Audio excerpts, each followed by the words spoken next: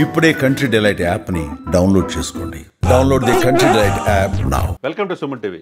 ఈ దేశంలో ఏం జరుగుతుంది, ఈ తెలుగు రాష్ట్రాల్లో ఏం జరుగుతుంది, అసలు మహిళల్లో ఇంత విష సంస్కృతి ఎందుకు బీజం పడుతుంది?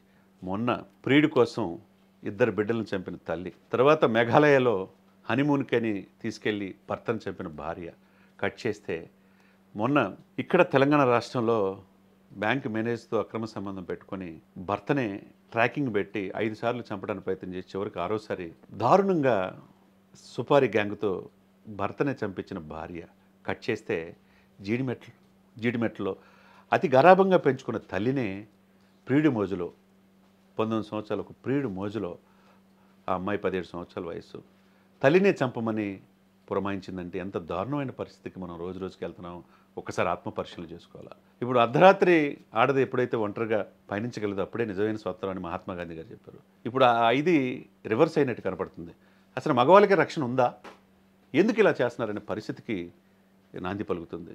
ప్రతిరోజు కూడా ఎక్కడ నిన్నగాక మొన్న సంవత్సరంలో 12 పెళ్ళిళ్ళు చేసుకున్న ఒక స్త్రీ అంట. ఎవరిని మోసం చేస్తున్నారు? ఏం చేస్తున్నారు? నీకు తల్లిని వదలతలా, తండ్రిని వదలతలేదు, భర్తని వదలతలేదు, పిల్లల్ని కూడా చంపిస్తున్నారు. ప్రియుడి మోజుల్లో ఇంత అరాచకాలకి దారితీయటం ఏంటి? ఒక బ్యాంక్ మేనేజరు తల్లిని ఉంచుకొని అలా కుమార్తెతో సహజీవనం చేస్తా పెళ్లి చేసుకుంటే అతన్ని చంపేయటానికి స్కెచ్ గీయటం ఏంటి? ట్రాకింగ్లు చేయటం ఏంటి? మేఘాలయలాగా కాకుండా అలా పట్టుబడకూడదని చెప్పేసి ఇక్కడ ప్రయత్నం చేయటం ఏంది?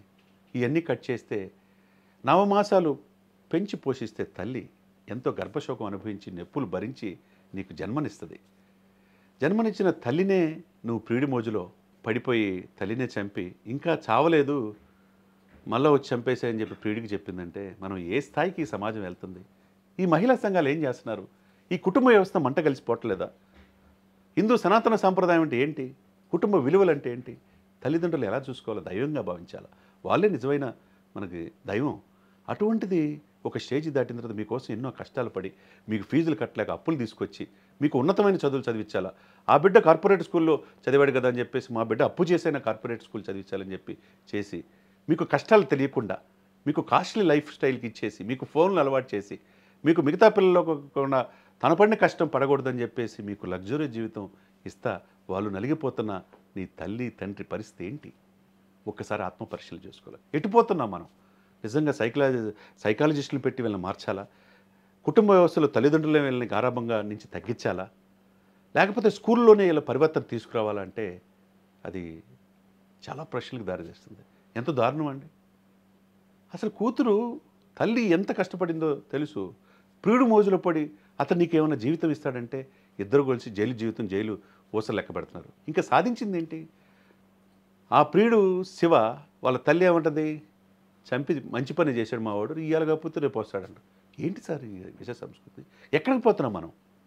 రేవంత్ రెడ్డి గారు డ్రగ్స్ని ఎరాడికేట్ చేయడానికి ఏ విధంగా మీరు ఉక్కుపాతంతో మోపుతున్నారో, లా అండ్ ఆర్డర్ ఏ విధంగా క్రమబద్ధీకరణ పెడుతున్నారో రేవంత్ రెడ్డి గారు కావచ్చు, అటు చంద్రబాబు నాయుడు గారు కావచ్చు, ఈ విషయం మీద ఈ వెస్టర్నైజేషన్, ఈ సహజీవనం, కోలివింగ్, ఈ పబ్ కల్చరు, ఈ డ్రగ్ కల్చర్ని ఎరాడికేట్ చేయాలి. యువతలో మార్పు తేవాలి.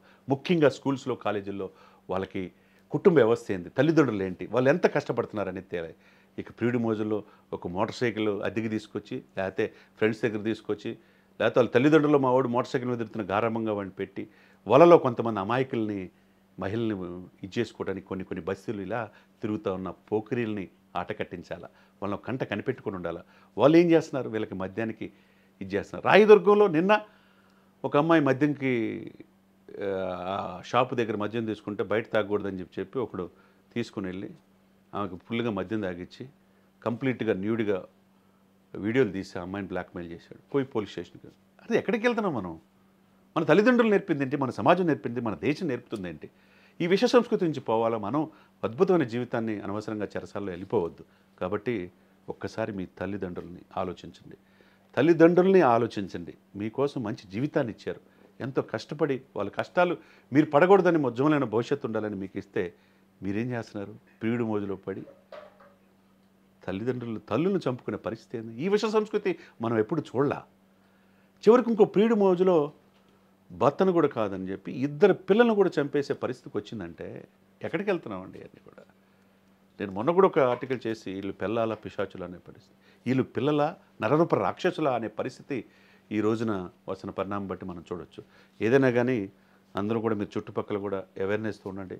ఇటువంటి వ్యూహాత్మకంగా కొంతమంది అమ్మాయిలను వలలేసుకొని బైకుల మీద స్వరీ చేసేవాళ్ళు హీరోలు అనుకుంటున్నారు. గంజాయి సేవించే వాళ్ళే వీళ్ళు హీరో అనుకుంటున్నారు. వీళ్ళు డీజేలు సౌండ్లు మాట డ్యాన్స్ చేసేవాళ్ళు హీరో అనుకుంటున్నారు. ఇది కాదు హీరోయిజం. మీ తల్లిదండ్రులు ప్రేమించటమే జీవితం. అది లేనప్పుడు మీరు ఉన్నా చచ్చిపోయినట్టే. కాబట్టి ఒక్కసారిగా యువత మేల్కొండ, ముఖ్యంగా మహిళలు. ఈ విష సంస్కృతి ఎప్పుడు లేదు. నేను కూడా 2-3 దశాబ్దాల నుంచి మీడియాలో చూస్తున్నాం, అనేకం చూస్తూ ఉన్నాం. కానీ ఇంత విష సంస్కృతి, ఇంత క్రూరంగా ఎందుకు మహిళా సమాజం మారుతుంది? భర్తలు చంపుకోవడం ఏంటండి? హనీమూన్ వెళ్ళి తన ప్రియుడి మోజులో పడి బిడ్డలను చంపుకోవడం ఏందండి? తల్లిని చంపడం ఏందండి? 9 మాసాలు పెంచిన తల్లిని అంత కిరాతకంగా చావు బతుకులను ఇంకా చావలేదు మళ్ళీ వచ్చి చంపమని చెప్పి చంపించడం అంటే ఎక్కడికి వెళ్తున్నాం మనం? ఒకసారిగా మీ చుట్టుపక్కల కూడా మీరు కూడా ఆలోచించుకోవాలా. సరైన సమాజం కోసం, మెరుగైన సమాజం కోసం.